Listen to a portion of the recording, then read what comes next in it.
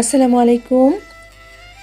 নতুন আরও একটি দিনের সুন্দর মেঘলা সকালের শুভেচ্ছা জানিয়ে বরাবরের মতো আমন্ত্রণ করছি আমি Mehnaz diary of desires channel থেকে নতুন একটি ডেলি ব্লগে।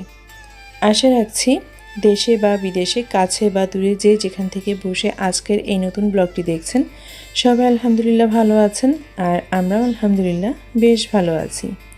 তো আকাশে মেঘ দেখে এসে আমি এখানে গরু মাংস ভিজিয়ে দিয়েছি। আর বরাবরের মতো সকালবেলা যেহেতু বাচ্চাদের জন্য টিফিন রেডি করব, এই কারণে বেশ কয়েকটা আমি স্প্রিং রোলগুলো ভেজে নিয়েছি।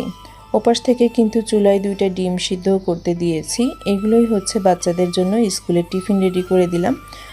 আর ওরা স্কুলে চলে যাওয়ার পরে আমি এখানে 1 কাপ চা বাকরখানি দিয়ে খেয়ে নিলাম।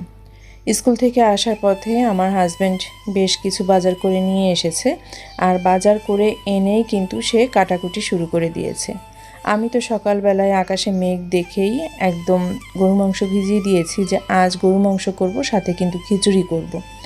ওকে বলেও ছিলাম, কিন্তু সে আসার পথে আবারও সেই জালি লাউ দেখে লাউ কিনে নিয়ে এসেছে। আর আমি বকাবকি রাগারাগি করব দেখে সে কিন্তু আমাকে এসে সব কাটা বাছাগুলো করে দিচ্ছে। লাউ কেটে দিয়েছে, দেখেন যে পাশে ঝুড়িতে রেখে দিয়েছে। এখন হচ্ছে যে উস্তে ভাজি করব। আব্বা তো উস্তে ভাজি হলে ভাত খেতে পারে। তরকারির ভিতরে উনি একটা তরকারি খুব বেশি পছন্দ করে খায়, তো এখন হচ্ছে উস্তেগুলো কেটে দিচ্ছে। আর কাটাকুটার পরে দেখেন ময়লাগুলো কিন্তু সে নিচেও ফেলছে না, পাশে একটা পলিথিন রেখে তারপর তার ভিতরে রেখে দিচ্ছে। তো আজ হাজব্যান্ড যে রান্নাবান্নাগুলো করব সব রান্নাবান্নার কাটা বাছাগুলোই সে করে দিচ্ছে। আমি বললাম যে তুমি রেখে দাও, খিচুড়ি যেহেতু করতেছি না, তো ঠিক আছে, আপা আসলে আপা আমাকে কেটে বেছে গুছিয়ে দিবে, তখন হয় রান্না করব।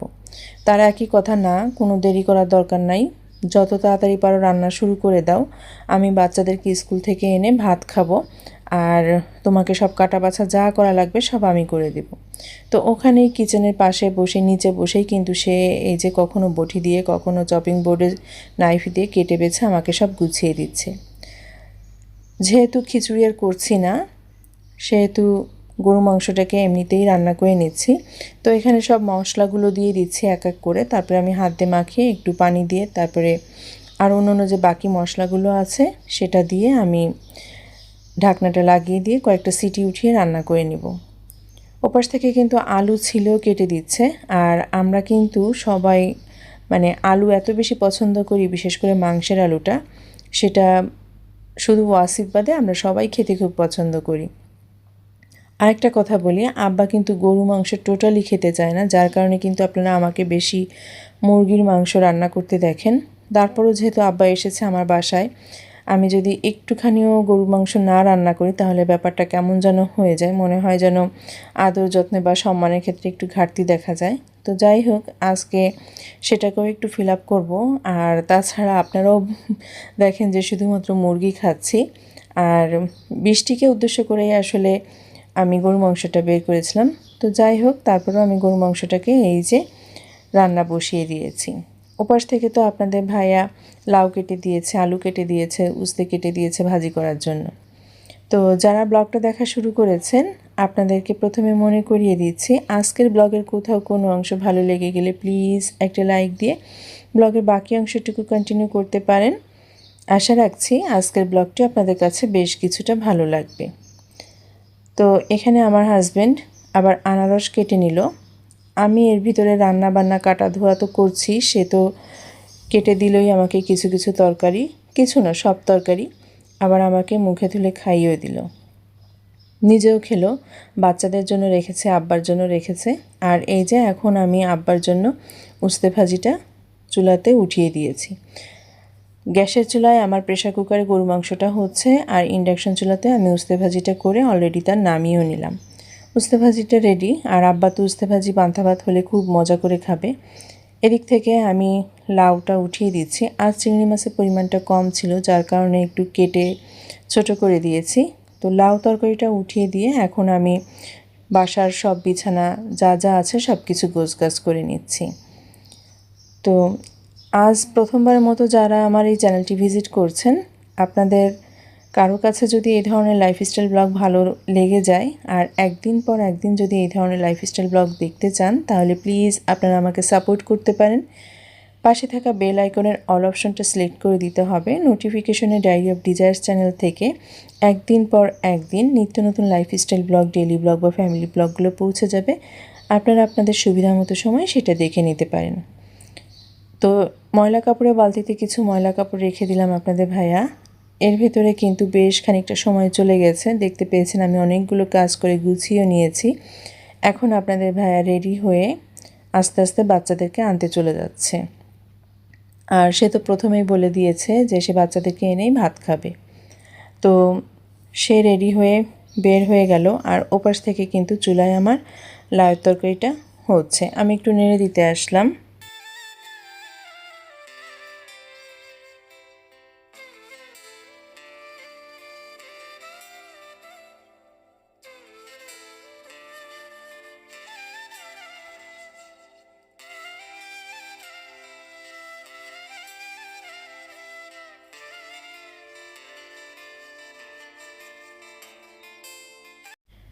আর যে সমস্ত আপুরা প্রতিনিয়ত আমাকে সাপোর্ট করছেন লাইক কমেন্ট করে এবং আমার চ্যানেলকে সাবস্ক্রাইব করে, আপনাদের প্রত্যেকের জন্য অনেক বেশি দোয়া ও ভালোবাসা রইল।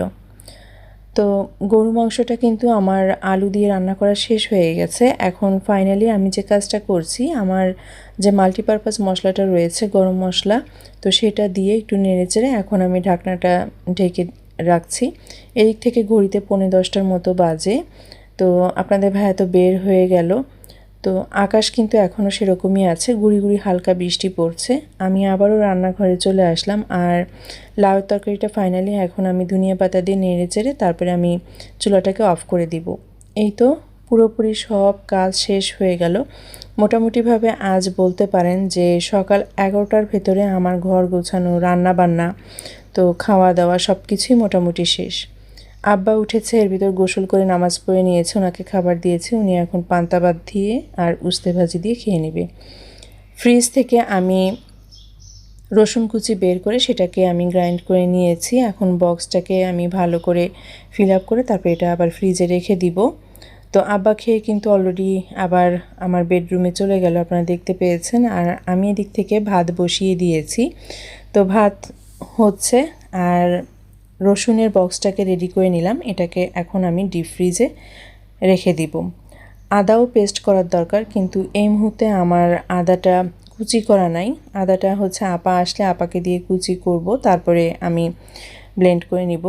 আব্বা খেয়ে যেহেতু আমার বেডরুমে চলে গেছে, এখন আমি ডাইনিং টেবিলটাকে গুছিয়ে রাখছি। যে উস্তে ভাজি ভাত যা যা আছে ওগুলোকে ঢেকে এঁঠো থালাবাটি সিঙ্কে রেখে এখন আমি টেবিলটাকে পুরোপুরি মুছে গুছিয়ে নিব। এই তো যত ধরনের কাজ ছিল সকাল 11টার ভেতরেই কিন্তু আমি কমপ্লিট করে নেওয়ার চেষ্টা করছি। 11টার ভেতরে আমি আমার দুপুরবেলার খাবার দাবার, ভাত রান্না, বাচ্চাদেরকে স্কুল থেকে আনা, ঘর গোছানো, সব কিছুই এভরিথিং আমি গুছিয়ে নিয়েছি। তো আব্বা এখন আবারও ড্রয়িং রুমে এসে বসলো। আর আমি ড্রয়িং রুমে মোটামুটিভাবে আপনারা তো দেখেন যেভাবে হাঁটি চলি কাজ করি, তার ভেতরে আবারও কিন্তু সোফা বা কুশন এগুলো একটু এলোমেলো থাকলে গোছগাছ করে দিই। সেই কাজটাই করলাম। তো ফোন দিচ্ছিলাম বাচ্চাদের বাবাকে যে ওয়াসিফকে রিসিভ করেছে কিনা বা ওয়াসিফ টিফিন খেয়েছে কিনা, ব্যাগটা কোথায় ইত্যাদি এই সমস্ত খবরাখবর নেওয়ার জন্য ওদের বাবাকে ফোন দিচ্ছিলাম। এর ভিতরে আব্বাকে কিছু ওষুধ আমি বের করে দিয়েছি। আর কিছু ওষুধ অর্থোপেডিক্সের ডাক্তারও আব্বা ঢাকায় এসে দেখিয়েছে। তো সেই ওষুধগুলো এখন বের করে দিব, আব্বা এক এক করে খেয়ে নিবে। তারপরে হচ্ছে যে আব্বাকে আমি চোখের ড্রপও দিয়ে দিব। তো আব্বার এরপরে ফলো আপ রয়েছে মে মাসের 2 তারিখে। উনি 2 তারিখে যাবে। ডাক্তার যদি আরও কিছু চোখের ড্রপ চেঞ্জ করে দিতে চায় তো সেটা উনি চেঞ্জ করে তারপরে উনি বাড়ির দিকে যাবে। তো এখন আমি কিচেনে চলে আসলাম, যেহেতু রসুনটা পেস্ট করেছি। তো ব্লিন্ডারের জগটা রয়েছে, রসুনের বক্সটা রয়েছে। আর আব্বা যে ভাত খেলো এই বোলটার ভিতরে, আব্বা পান্তা ভাত খেতে খুব স্বাচ্ছন্দ্য বোধ করে, তো এই বোলটার ভিতরে আব্বাকে ভাত দেওয়া হয়।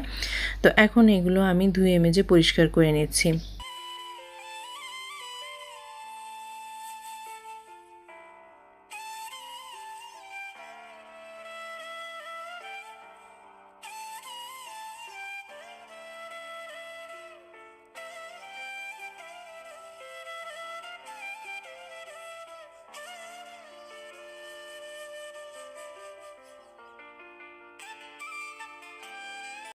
প্রায় অনেক দিনই আমি ভাবি যে আজ ভিডিও করব না, আজ ঠিক আছে একটু নিজের জন্য সময় রাখি, নিজে 2 দিন রেস্ট নিই, তারপরে না হয় আবার ভিডিও করব।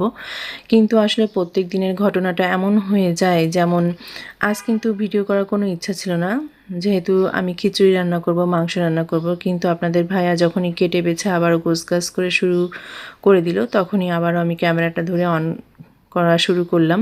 আর মনে হলো যে না, ঠিক আছে, একটা ব্লগ রেডি করতে পারি, আমার প্রিয় আপু আন্টিদের মাঝে এটা আমি শেয়ারই করতে পারি। তো সেই হিসাবে কিন্তু আজকের দিনের ব্লগটাও আপনাদের মাঝে নিয়ে আসলাম।